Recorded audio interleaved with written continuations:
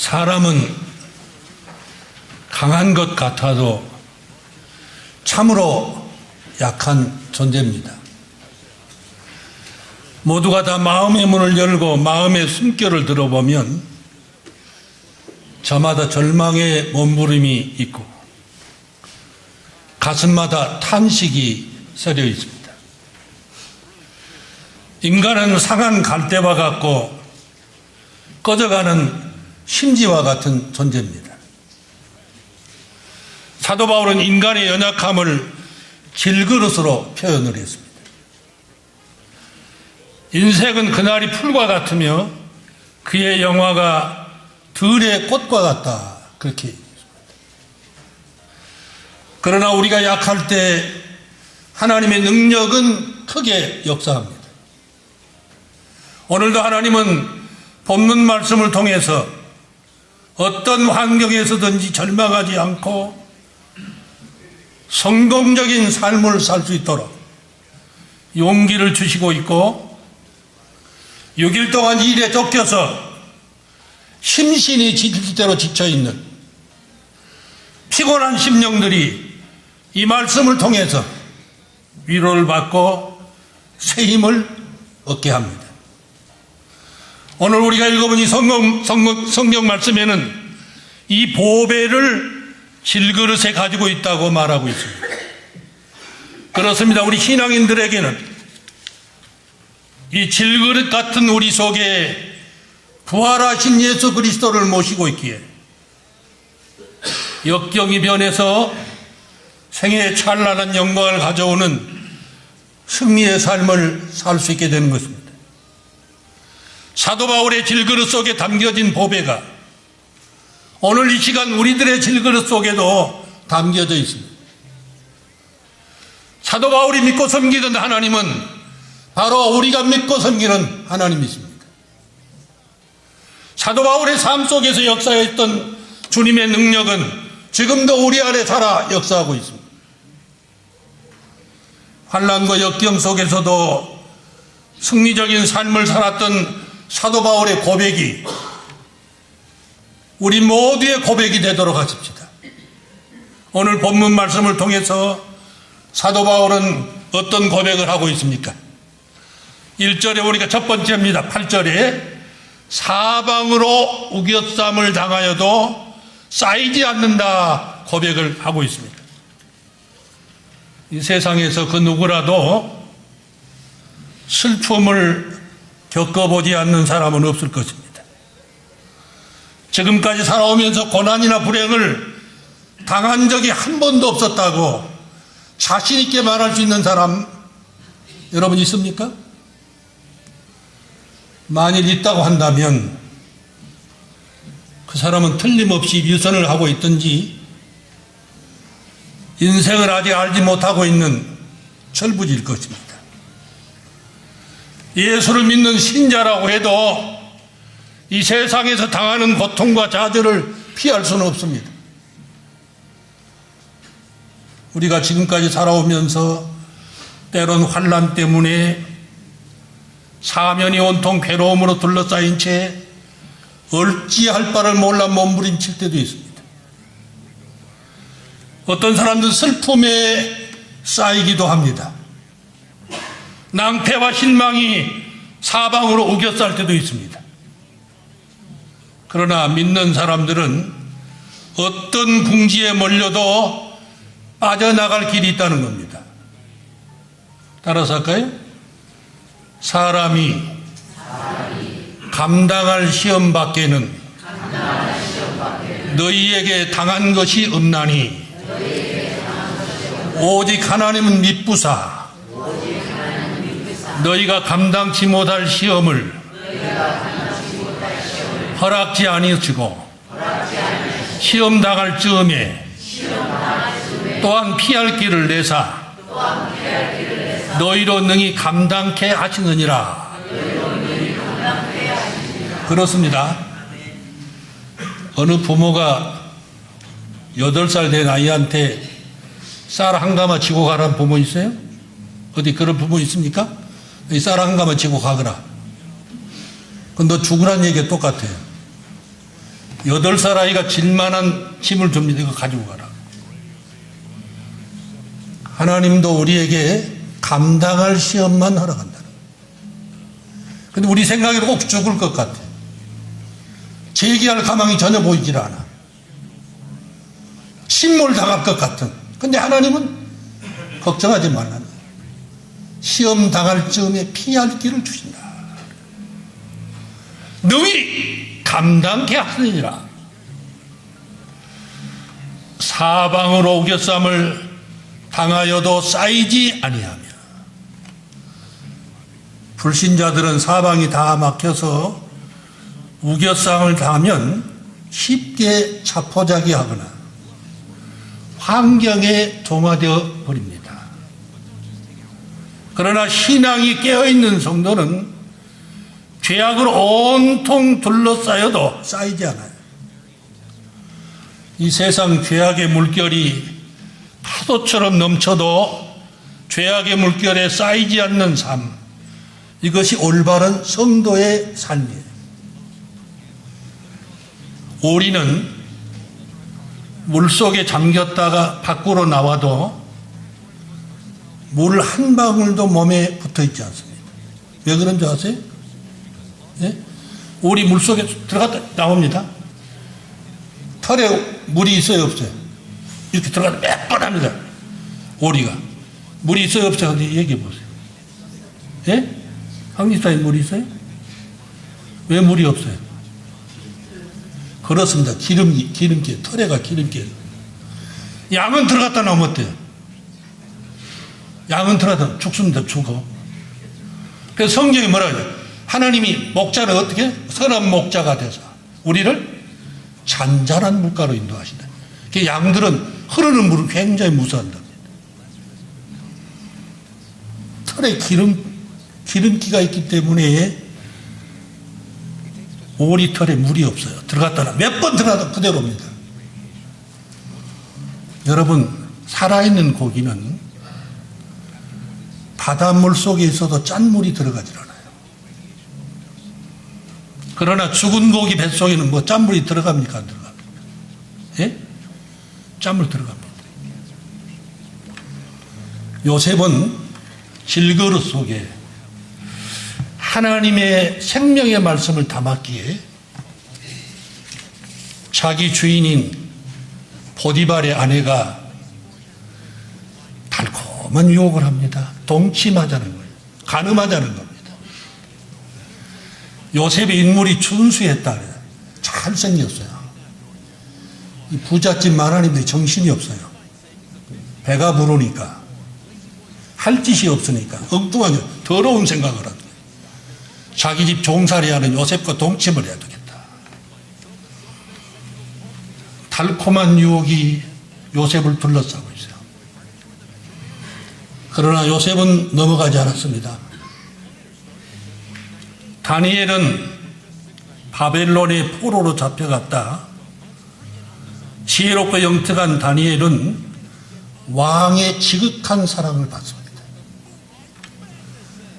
그런데 그를 평소에 시기하던 방백들은, 장관들이죠, 다니엘을 없애려고 하는 계략으로 왕 외에 다른 신에게 구하거나 사람에게 구하면 사자굴에 넣기로 법을 만들었어요. 그래서 어명을 내렸습니다.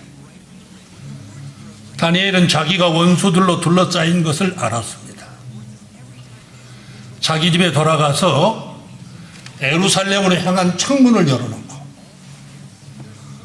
전에 하던 대로, 지금까지 해오던 대로 하루에 3번씩 무릎을 꿇고 하나님께 기도했습니다.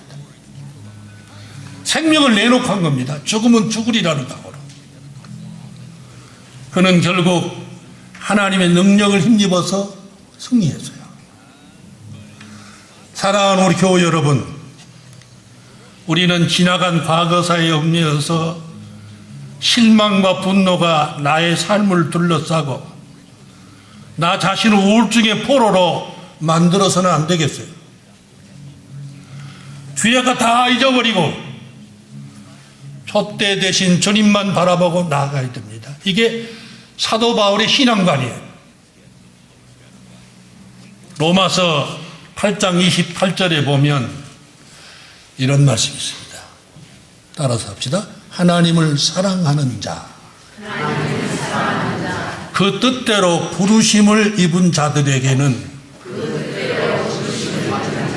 모든 것이 협력하여 선을 이루느니라. 지금 여러분 무엇에 둘러싸여 있어요? 여러분 죽음에 대한 두려움입니까? 아니면 불확실한 미래 때문에 염려와 걱정으로 우겨싸움을 당하고 있습니까? 우리의 주변에는 여러 가지 공포와 불안의 요소들이 얼마나 많은지 몰라요. 밤거리를 걷기도 무서운 세상이에요. 국민학교도 안전지대가 아니에요. 세계 어느 곳을 가도 내가 맘 놓고 편안히 살 수 있는 곳도 없어요. 지금까지 수많은 사람들이 이 불안한 마음을 달래기 위해서 알코올을 의지하기도 합니다. 어떤 사람들은 마약을 합니다. 도박도 해봅니다. 춤도 춰봅니다. 바람도 피워봅니다. 세상의 향락과 연락에 푹 빠져보기도 합니다. 그런데 문제는 그러면 그럴수록 더 깊은 공포의 늪속으로 빠져들어간다는 사실입니다. 지난 수세기 동안 인간에게 보다 더 안락한 삶을 주자. 걱정이 되는 요소들을 다 제거하자. 이런 슬로건을 내걸고 피눈물 나는 노력을 해왔어요. 그 결과 오늘날 우리의 환경이 얼마나 쾌적이 됐는지, 얼마나 편리하고 좋아졌는지 몰라요.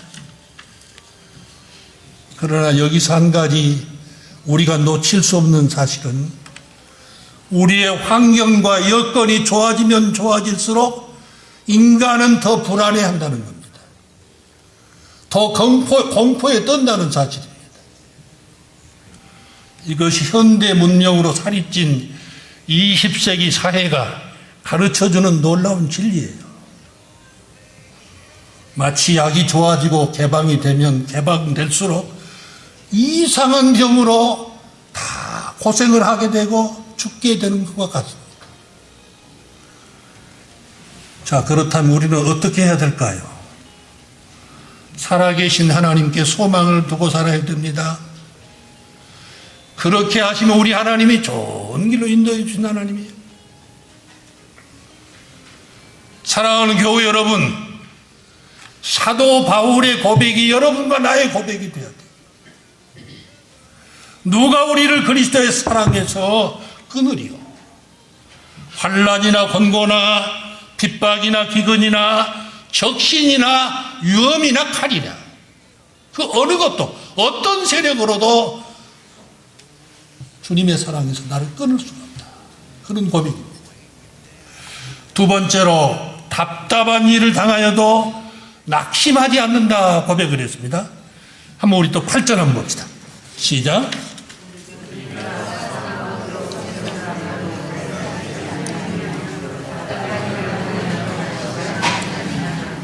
자, 우리들이 가는 길이 순풍의 돛담배처럼 평탄할 때도 있지만은 때론 예기치 않는 고통과 시련으로 사방이 다 막히고 답답할 때가 있어요.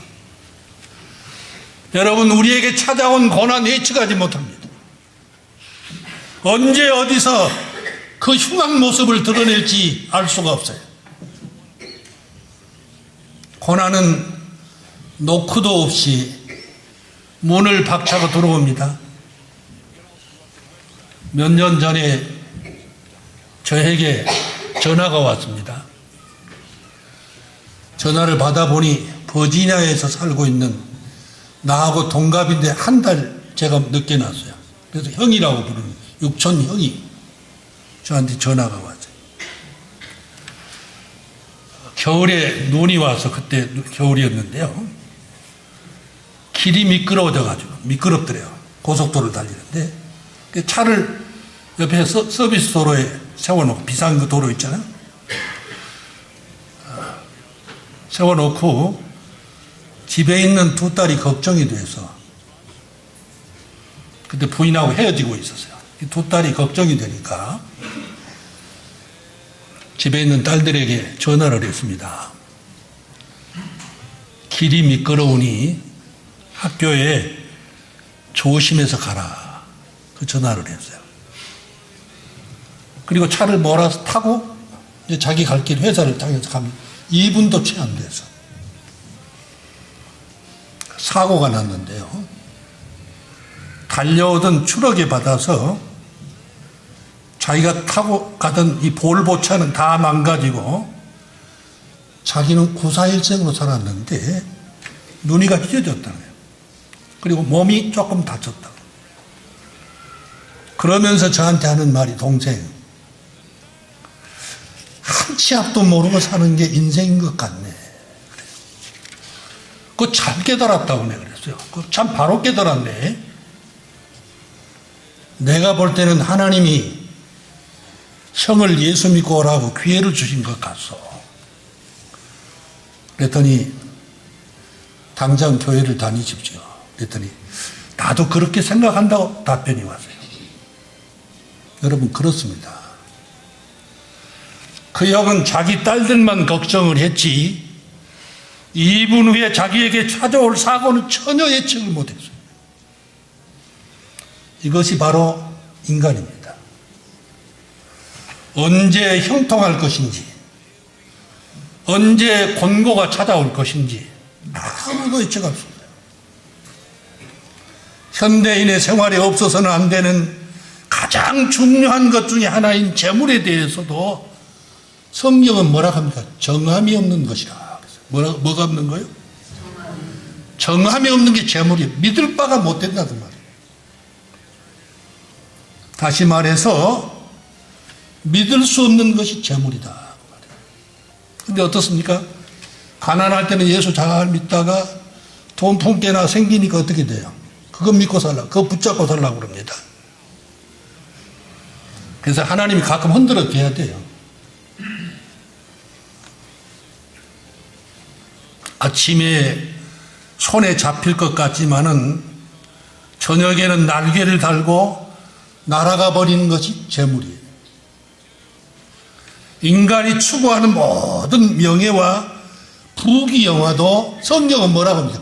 아침 안개와 같다 그랬어요. 그런 표현을 성경에서 하고 있습니다. 아침 햇살이 찬란하게 떠오르면 짙게 깔려있던, 여러분, 바다에 안개가 쫙 끼면요 바로 몇 미터 배가 안 보입니다. 육지하고 다릅니다. 그래서 호숫가에 안개가 짙잖아요, 보면. 바다에 가면, 그래서 어떻게 하죠? 불 깜빡깜빡, 그것도 안 되면 어떻게 해요? 등대에서 무슨 신호를 보냅니까? 안개가 많이 끼면 이걸로 안 돼요. 뭘 부릅니까? 사이렌을 불어요. 여기가 등대 어느 지역이라는 거, 사이렌을 자꾸 신호를 보냅니다.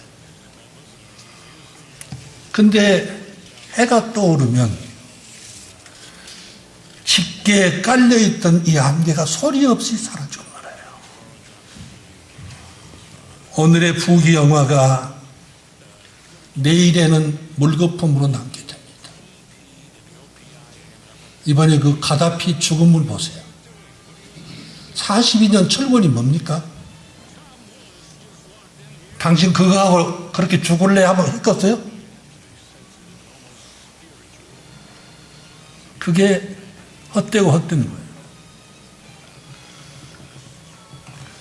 어떻게 보면 우리가 살고 있는 이 지구촌에는 행복보다는 불행이, 형통보다는 고난이 더 많은 것 같습니다.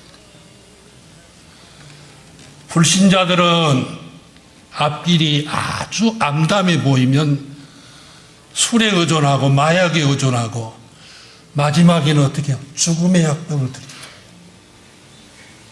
그러나 예수 믿는 사람은 어떤 경우가도 희망을 잃잖아요. 우리나라 실로암 안과병원 이사장으로 계시는 목사님은 8살 때 백내장으로 맹인이 됐어요. 소경이 됐습니다. 그는 거지 생활을 했습니다. 자기 가족들도 좋아하질 않아요. 앞을 못 보니까. 집에서 귀찮은 존재가 되었어요. 그래서 밖에 나가서 거지 생활을 합니다. 자살하려고 시도도 해봤습니다. 그러다 이분이 어떤 전도사님의 전도를 받고 교회에 나가서 예수 믿고 소망을 가지게 됐어요. 그리고 하나님을 바짝 의지했습니다. 한번 생각해 보세요. 가족들에도 버림받았지. 그가 하는 기도가 얼마나 뜨거웠겠어요. 그가 흐르는 눈물이 얼마나 뜨겁겠냐 그 말이에요. 시간만 있으면 밥 얻어먹고 교회 가서 울면서 기도를 했어요.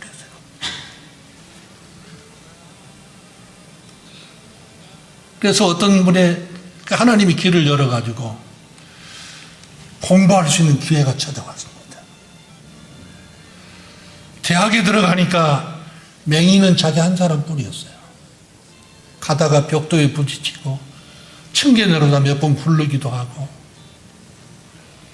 화장실을 찾지 못해서 망신을 당하기도 하고. 근데 지금은 유명한 사람이 됐어요.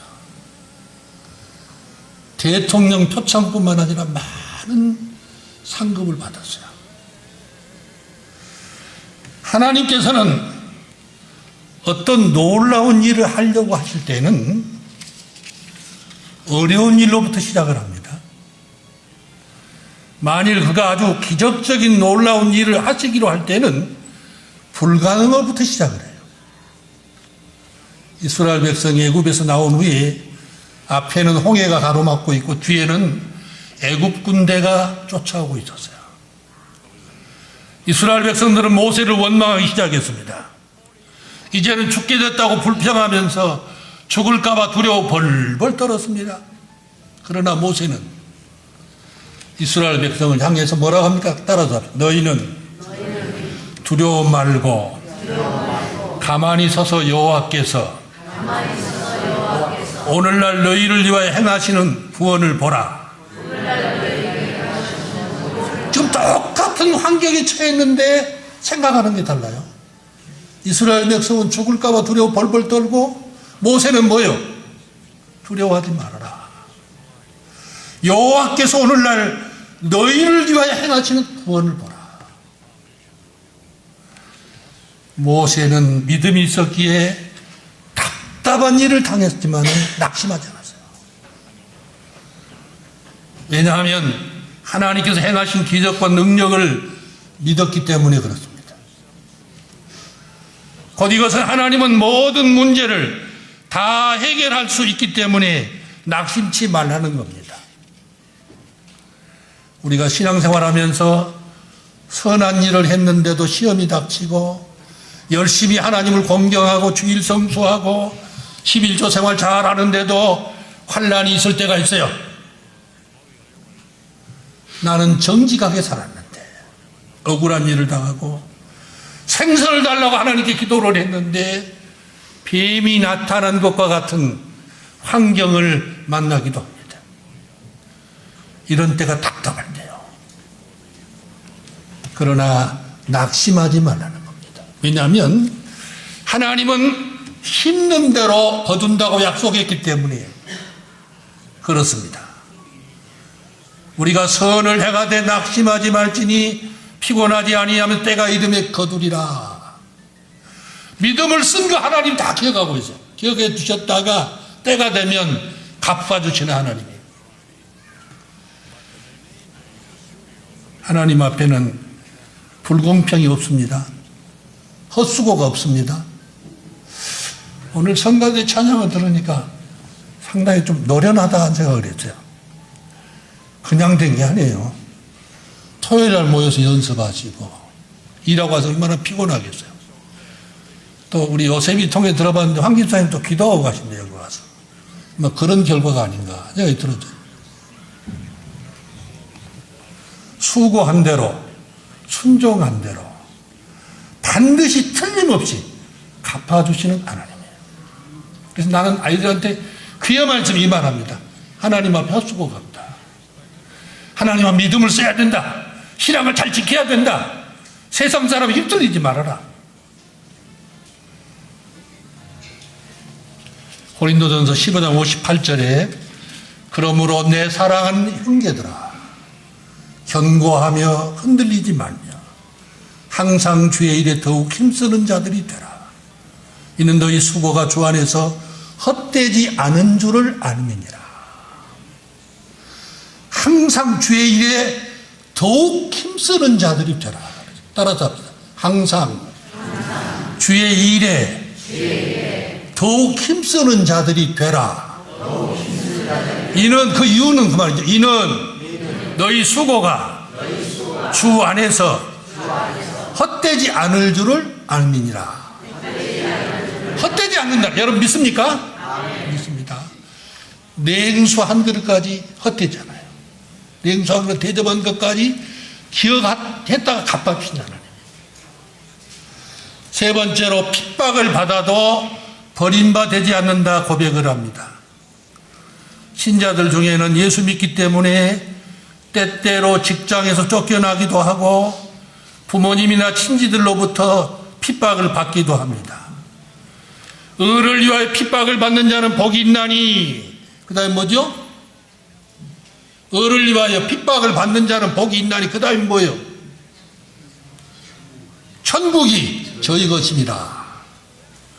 나를 인하여 너희를 욕하고 핍박하고 거짓으로 너희를 거스려 모든 말을 할 때에는 너희에게 복이 있나니 기뻐하고 즐거워하라.